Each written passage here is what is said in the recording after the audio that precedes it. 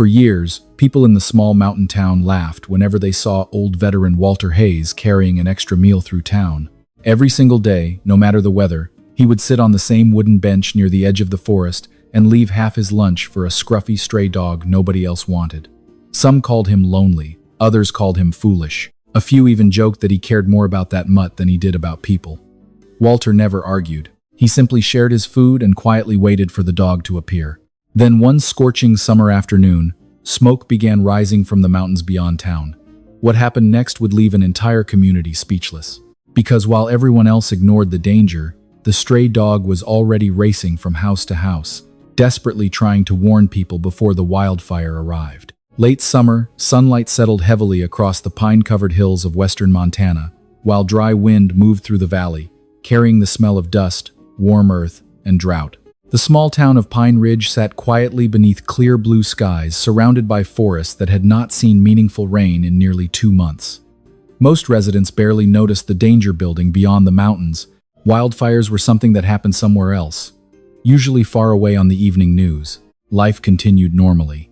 Tourists visited local diners, children rode bicycles along the sidewalks, and pickup trucks rolled slowly through the center of town, beneath American flags hanging from storefronts.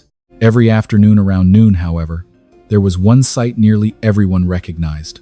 Walter Hayes walked down Main Street carrying a small brown lunch bag beneath one arm. At 78 years old, Walter moved slower than he once had, but years of military discipline still showed in the straightness of his back and the deliberate rhythm of his steps. His weathered face carried deep lines carved by age, loss, and long experience. White hair remained neatly trimmed beneath an old veteran's cap embroidered with faded service insignia. A silver wedding band still rested on his finger even though his wife had passed away nearly a decade earlier. Walter rarely spoke unless someone spoke to him first. Most people considered him quiet. Some considered him strange. A few younger residents simply viewed him as another lonely old man slowly disappearing into retirement. Every day Walter followed the same routine. He bought lunch from Miller's Diner near the center of town, walked to a weathered bench near the forest edge, sat beneath a large ponderosa pine tree, and waited. Usually it took several minutes. Then the dog appeared. Nobody knew exactly where the animal came from. Some said it had been abandoned years ago by campers passing through the mountains. Others believed it descended from ranch dogs that wandered into the forest and never returned. The dog itself seemed almost invisible most of the time. Medium-sized, sandy-colored fur darkened by dirt and weather, one ear bent permanently sideways from an old injury, thin but surprisingly healthy despite living alone in the wilderness. The townspeople simply called him Rusty. Walter never used that name. "Afternoon, partner," he would say quietly each day as the dog emerged from the trees. Rusty always approached cautiously at first. Then, after checking the surroundings carefully, he would sit beside the bench while Walter handed over half his meal. Not scraps, not leftovers, half. Exactly half every single day. The ritual had continued for nearly 4 years. There goes Walter feeding his dog again. Some people joked whenever they passed by. "Dogs got a better lunch than I do," others laughed. Walter never responded. He simply smiled faintly and continued sharing his meal. Deep down, he understood something most people missed. Rusty was not a pet. The dog owed him nothing, yet every day the animal returned anyway. Loyalty given freely meant more than loyalty purchased. One afternoon, several local teenagers gathered near the bench while Walter and Rusty sat together beneath the pine tree. One of them pointed toward the dog and laughed. "Mr. Hayes, you know that Mutt only hangs around because you feed him, right?" The others chuckled. Walter looked toward Rusty quietly. The dog sat watching birds moving through the trees beyond the town. Calm, alert, comfortable. "Maybe," Walter answered gently. "Or maybe he comes because somebody should." The teenagers exchanged confused looks. "It's just a stray dog." Walter nodded slowly. "That's what people said about a lot of soldiers when they came home too." Silence followed briefly. None of the teenagers knew quite how to answer that. Eventually they wandered away while Rusty remained beside the bench. Walter reached down and scratched behind the dog's ear carefully. Rusty leaned slightly into the touch before lifting his head toward the distant mountains. Something immediately changed in the animal's posture. The dog stood abruptly, ears raised, body tense. Walter noticed it at once. Years of military service had taught him to pay attention when experienced eyes spotted danger first. "What is it?" he asked quietly. Rusty stared toward the western ridgeline overlooking Pine Ridge. A faint breeze drifted through town carrying something unfamiliar. Walter sniffed the air once. Smoke. Very faint, barely noticeable. Yet Rusty remained completely focused now, watching the mountains, listening, waiting. Walter slowly turned toward the distant forest stretching beyond the valley. Far above the trees, almost invisible against the afternoon sky, a thin gray ribbon climbed upward into the air. Smoke, and for reasons he could not explain, a cold feeling settled quietly inside the old veteran's chest, while Rusty continued staring toward the mountains as if he already understood something the rest of the town had not yet seen. The following morning dawned hot, dry, and strangely restless across Pine Ridge. Even before sunrise, the air felt heavier than usual, carrying a faint bitterness that lingered at the back of the throat. Walter Hayes noticed it immediately when he stepped onto the porch of his small white farmhouse overlooking the edge of town. At 78, he had lived long enough to trust certain instincts. Some came from age. Others came from years spent serving overseas, where noticing small changes often meant the difference between life and death. This morning, something felt wrong. The old veteran stood quietly with a cup of coffee warming his hands, while pale orange sunlight crept across the distant mountains. Then he saw it again. Smoke. Yesterday's thin gray ribbon had grown wider overnight. Far beyond the western ridgeline, a dark stain now stretched across part of the sky. Still distant, still easy to ignore. Most people probably would. Walter frowned slightly before looking down toward the yard where Rusty already sat waiting near the fence. The stray dog appeared unusually alert. Instead of greeting Walter with his normal calm patience, Rusty paced back and forth along the property line while constantly glancing toward the mountains. His bent ear twitched repeatedly. Every few seconds he lifted his nose into the wind and sniffed the air. "You don't like it either, huh?" Walter murmured quietly. Rusty immediately stopped pacing and looked toward him. The dog's amber eyes seemed fixed on something beyond human sight. Something distant. Something dangerous. By mid-morning, Pine Ridge carried on as though nothing unusual was happening. Trucks rolled through Main Street. The diner filled with locals discussing weather, sports, and town gossip. Children played outside the elementary school. Tourists browsed antique stores and gift shops. Walter stopped by Miller's diner as usual for lunch. The moment he entered, he overheard the conversation already spreading among the regulars. "Small fire up near Black Creek Ridge," said one rancher casually between bites of pie. "Forest Service says they've got it contained." "Good," replied another. "Last thing we need is another wildfire season." Most people nodded and returned to their meals. Nobody looked worried. Why would they? Small fires happened every year. The authorities always handled them. Yet Walter noticed something else. Through the diner window, Rusty sat outside near the sidewalk. Instead of relaxing in the shade as he normally did, the dog remained standing, watching the western mountains, watching constantly. Later that afternoon, temperatures climbed into the upper 90s. Wind strengthened steadily across the valley. Leaves rustled through the trees despite the heat, and dry grass bent beneath gusts moving eastward toward town. Walter sat on the familiar bench near the forest edge sharing lunch with Rusty when a sudden crackling voice interrupted the quiet. A Forest Service truck sped down the road toward town, tires throwing dust behind it. Two emergency vehicles followed minutes later. Rusty instantly stood. The fur along his back rose slightly. Walter watched the convoy disappear toward the town offices before slowly turning his attention back toward the mountains. The smoke plume had doubled in size. Even from miles away, dark clouds now climbed high above the ridge. "That's not contained," Walter whispered. Rusty whined softly beside him. The sound surprised Walter because he had rarely heard the dog make any noise at all. Then Rusty did something even stranger. Without touching the food Walter had set aside for him, the dog suddenly ran toward town. Fast. Faster than Walter had ever seen. "Rusty!" The dog ignored him completely. Walter rose from the bench and watched in confusion as Rusty disappeared between buildings downtown. Something was wrong. Deeply wrong. For the next hour, Walter noticed the dog everywhere. Running, searching, moving constantly. Rusty sprinted through residential neighborhoods, across parking lots, along back roads. He seemed unable to stay still. Several townspeople noticed the behavior too. "That crazy stray finally lost his mind," one man joked outside the hardware store. "Looks like he's chasing ghosts," another laughed. Walter did not laugh. The dog's behavior reminded him of military working dogs he had seen decades earlier.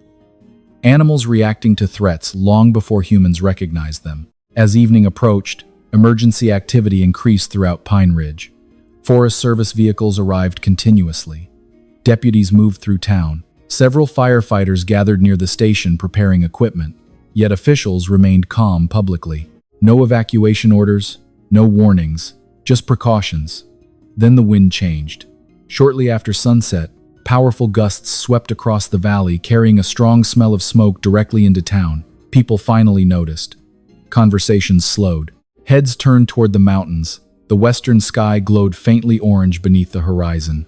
Walter stood outside his farmhouse watching the distant ridges while concern settled heavily inside his chest. A sudden bark echoed from down the road. Then another. Then another. Rusty. Walter spotted the dog racing between houses, not wandering, not hunting, deliberately moving from property to property. Barking. Stopping. Barking again. Some homeowners stepped outside in annoyance. Others shouted at the dog to leave. Rusty ignored every one of them. The dog simply continued running through town with growing urgency, house to house, street to street. As darkness fell completely, Walter finally saw what Rusty had been trying to tell them all day. Far beyond the western ridge, an orange glow erupted suddenly above the tree line. Not a campfire, not a controlled burn, a wall of fire, huge, moving, and driven directly toward Pine Ridge by strengthening winds. The old veteran felt his stomach tighten immediately. Years of experience told him exactly what that meant. The fire had jumped containment lines. The town was now in danger. Somewhere in the darkness, Rusty barked again. Desperately, urgently, as if the dog had known long before anyone else that disaster was already racing toward Pine Ridge. And while sirens finally began sounding across town for the first time that night, Walter realized the stray dog everyone mocked might be the only one who truly understood how little time they had left. By dawn the next morning, Pine Ridge no longer felt like the peaceful Montana town it had been only 24 hours earlier. A thick haze hung over the valley, turning the rising sun into a dull orange circle behind layers of smoke drifting eastward from the mountains. The wildfire that officials believed would remain contained had exploded overnight. Strong winds and months of drought had transformed a manageable blaze into a fast-moving monster, consuming thousands of acres of forest. Emergency vehicles filled Main Street. Fire engines rolled continuously between staging areas, while sheriff's deputies knocked on doors warning residents to prepare for possible evacuation. Yet despite the growing danger, many people still refused to believe the fire could actually reach Pine Ridge. "We've had fires before," some said. "The firefighters will stop it." Others continued loading supplies casually, treating the situation like an inconvenience rather than a crisis. Walter Hayes had seen denial before. He saw it in young soldiers who convinced themselves danger was farther away than it really was. He saw it in civilians during hurricanes, floods, and disasters. People often struggled to believe bad things could happen until they were already happening. Rusty, however, seemed to understand the truth far better than most humans. The dog had barely stopped moving since the previous afternoon. While residents discussed evacuation routes and weather reports, Rusty ran relentlessly throughout Pine Ridge. He barked at front doors, scratched at porches, raced through neighborhoods. Whenever someone ignored him, he simply moved on to the next house. Walter watched the behavior with growing fascination. The dog was not panicking.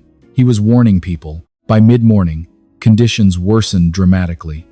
Ash began falling from the sky like gray snow.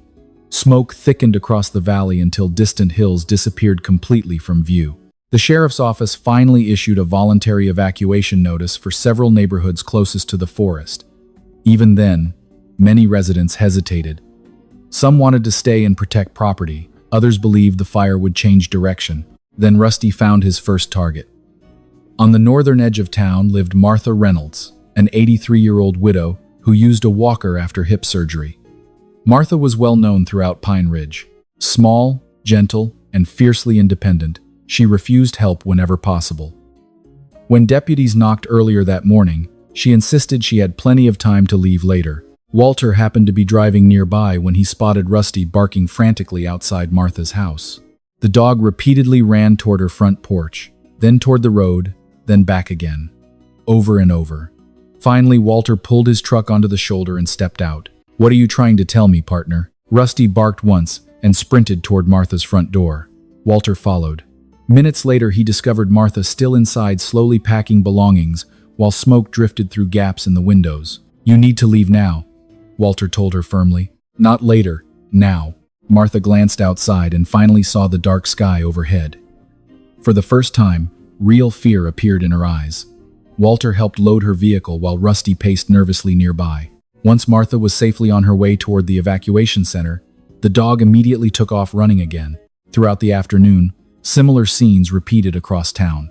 Rusty located an elderly rancher repairing equipment instead of preparing to leave. He led firefighters to a remote cabin where a disabled couple had not received evacuation warnings. He barked outside the elementary school gymnasium until volunteers noticed smoke entering through a ventilation system that needed immediate closure. Everywhere danger existed, Rusty somehow appeared first. Word began spreading rapidly through Pine Ridge. "Have you seen that stray dog?" people asked. "The one Walter feeds? He's everywhere." It's like he knows exactly where help is needed. By late afternoon, even the firefighters were talking about him. Captain Ben Carter, a broad-shouldered fire officer in his early 50s with weathered skin and decades of wildfire experience, first heard about Rusty while coordinating evacuations near the western neighborhoods. Ben had spent 25 years battling fires across Montana, Idaho, and Wyoming. He trusted facts, maps, and weather forecasts, not stories about heroic stray dogs. Yet after hearing half a dozen reports from different residents, even he became curious. Then he saw Rusty himself. The dog appeared near an evacuation checkpoint, barking furiously toward a narrow road leading into the forest. Several deputies tried shooing him away. Rusty ignored them completely. Instead, he continued running back and forth between the checkpoint and the road. Finally, Ben decided to investigate. "Let's see what's got your attention," he muttered. Accompanied by 2 firefighters, he followed the dog nearly half a mile beyond the checkpoint. What they found stopped them cold. A small camper trailer sat hidden among trees beside the road. Inside were 3 tourists from Oregon who never received evacuation alerts because they had no cell service and remained completely unaware the fire had already surrounded part of the area. Had Rusty not led rescuers there, the family might have remained trapped. "Unbelievable," one firefighter whispered afterward. Ben looked down at the dog standing beside the road. For a moment, neither moved. Then Rusty turned and immediately ran back toward town again. More work to do. As evening approached, evacuation orders expanded across all of Pine Ridge. The wildfire had crossed another containment line and now threatened the outskirts directly. Flames glowed beyond the hills after sunset, while smoke turned the sky an eerie reddish black. Thousands of people prepared to leave. Through it all, Rusty continued running. Tireless, determined, refusing to stop. Walter finally found the dog near Main Street shortly after dark. Rusty looked exhausted now. Ash coated his sandy fur. His breathing came hard from hours of nonstop movement. Yet even then he remained alert, constantly scanning the town around him. Walter knelt beside the dog carefully. "You've done enough," he whispered. Rusty looked toward the western hills where firelight flickered beyond the darkness. Then the dog stood again. Another bark, another warning, another run toward danger. And in that moment, Walter realized something extraordinary. The stray dog everyone mocked for years was no longer trying to save himself. He was trying to save an entire town. And before the night was over, Rusty would face his greatest test yet. Night fell over Pine Ridge beneath a sky that no longer looked like Montana. Thick smoke swallowed the stars while an angry orange glow pulsed across the western horizon where the wildfire continued advancing toward town. Ash drifted constantly through the air, covering rooftops, vehicles, and sidewalks in a gray layer that made the entire community feel abandoned even before the evacuation was complete. Sirens echoed through the streets. Emergency announcements repeated from patrol vehicles. Families loaded belongings into trucks and trailers, while firefighters rushed between defensive positions preparing for the worst. Yet despite the growing urgency, not everyone had left.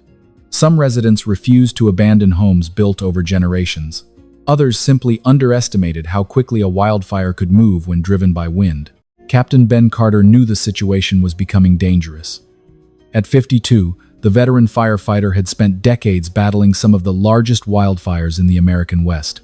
He stood near the command post at the edge of town, studying fresh maps illuminated by emergency lights while radio traffic crackled continuously around him.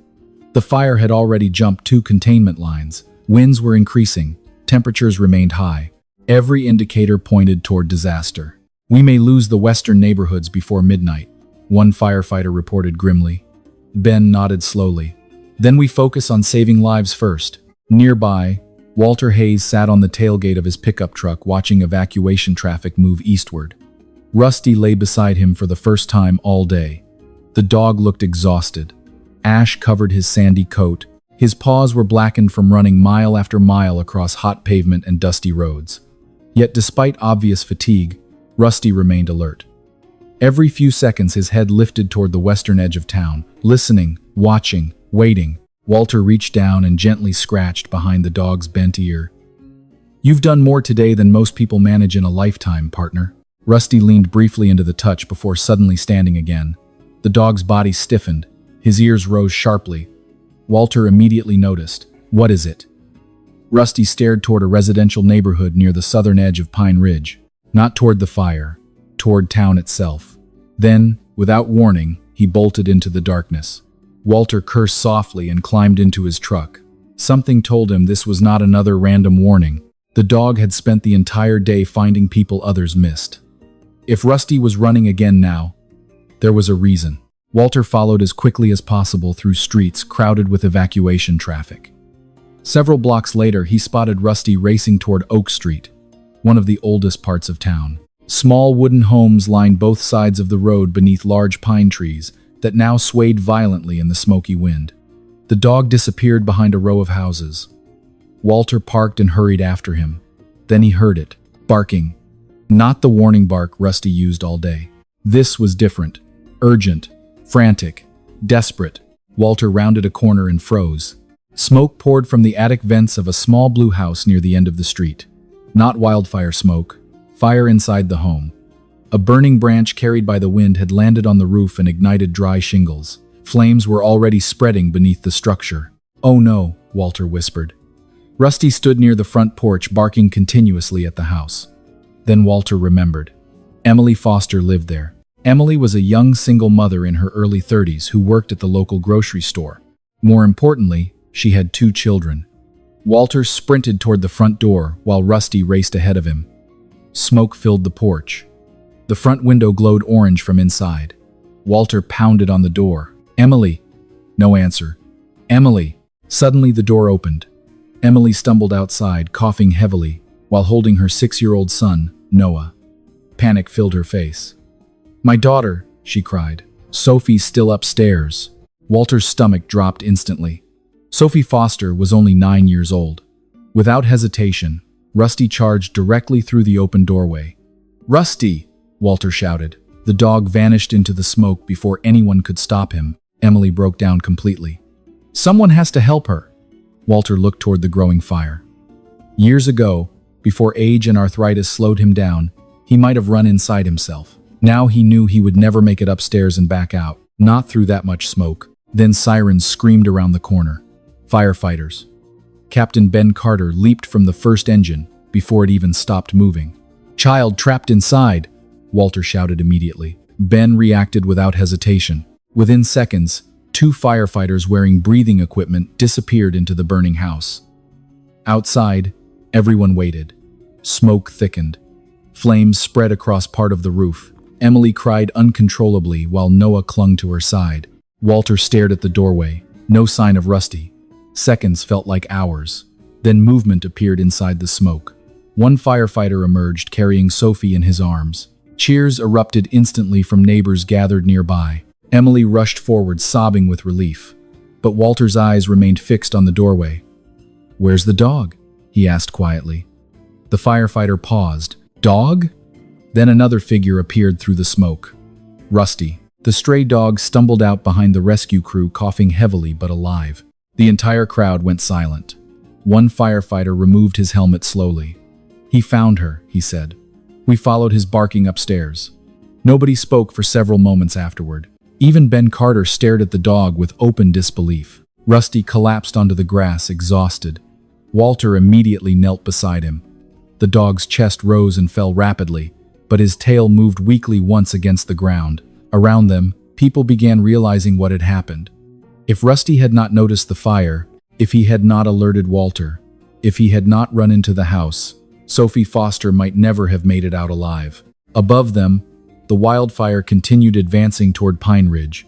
But in that moment, standing beneath a sky filled with smoke and ash, the town finally understood something they should have realized years earlier. The stray dog they laughed at, ignored, and dismissed was not just saving homes anymore. He was saving lives. And before the night was over, everyone in Pine Ridge would know his name. The longest night in Pine Ridge finally gave way to a smoky gray dawn. Across the valley, the wildfire still burned through sections of the surrounding forest, but the worst danger had passed. Thousands of acres had been lost. Yet, thanks to relentless work from firefighters, emergency crews, and the early evacuations that took place before the flames reached town, not a single resident had lost their life. Exhausted firefighters rested beside engines blackened by ash. Families slowly returned to neighborhoods that only hours earlier they feared might disappear forever. The smell of smoke still lingered in the air, but so did something else: gratitude. Everywhere people gathered that morning, conversations centered around one subject: Rusty, the stray dog nobody wanted, the dog everyone used to laugh about, the dog who had spent 2 days warning residents, leading rescuers to trapped people, and ultimately helping save a little girl from a burning house.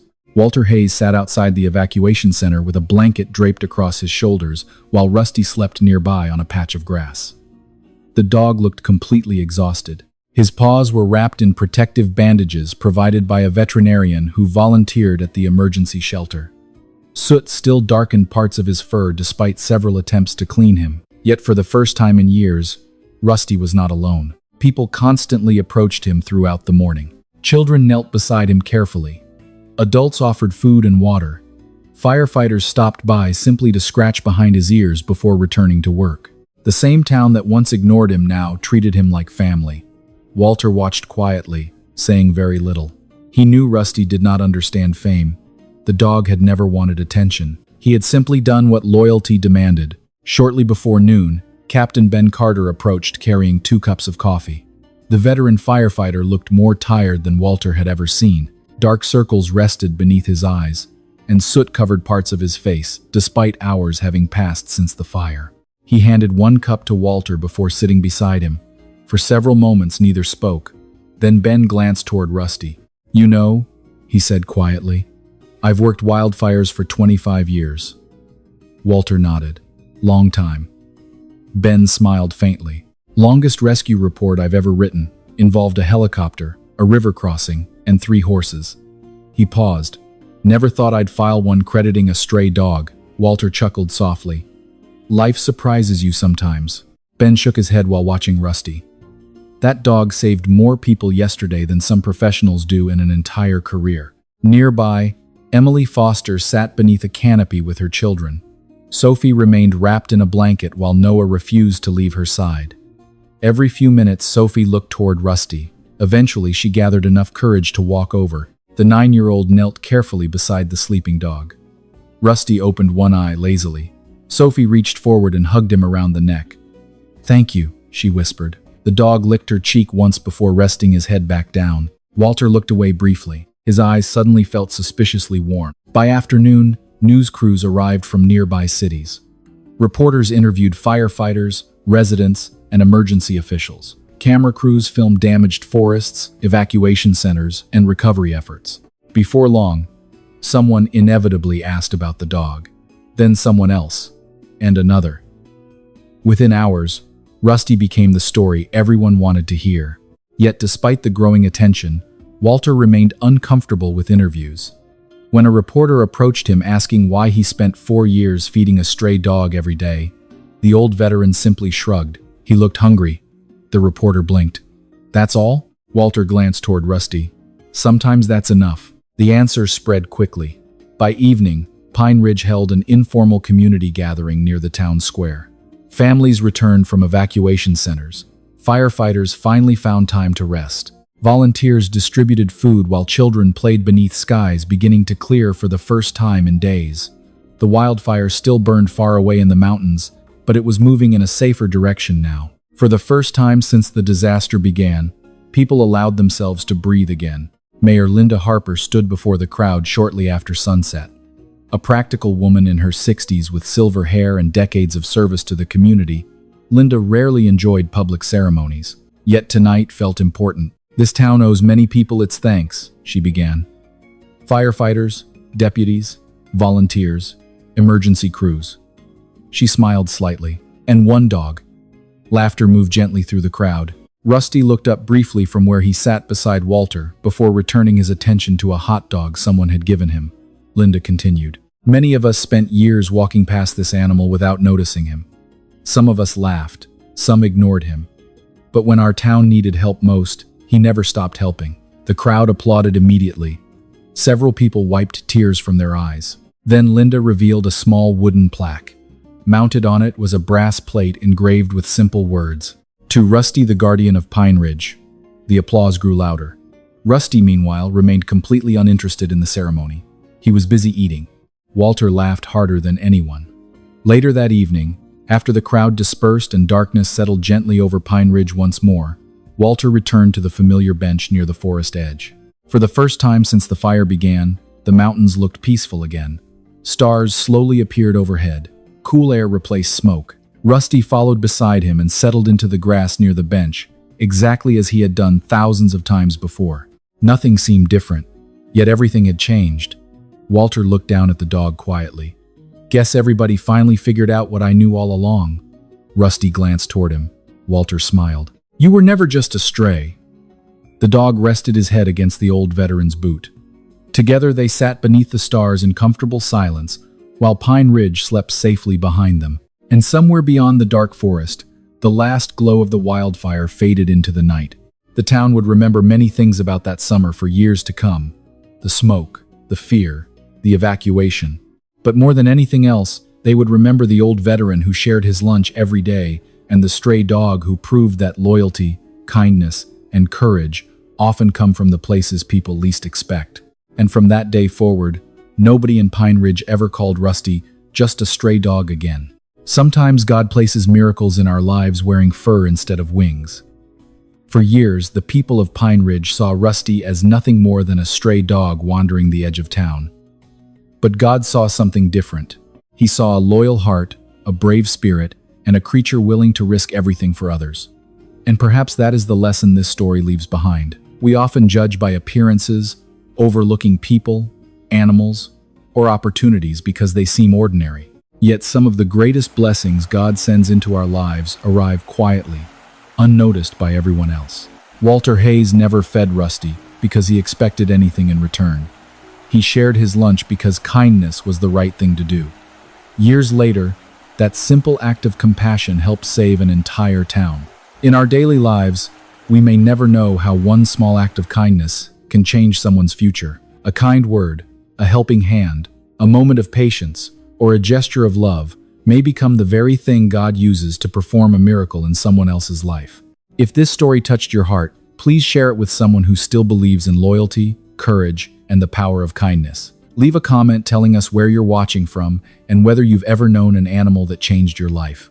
And don't forget to subscribe for more inspiring stories about faith, hope, second chances, and the incredible ways God works through the most unexpected heroes. May God bless you, protect your family, guide your steps, and remind you every day that no act of kindness is ever wasted.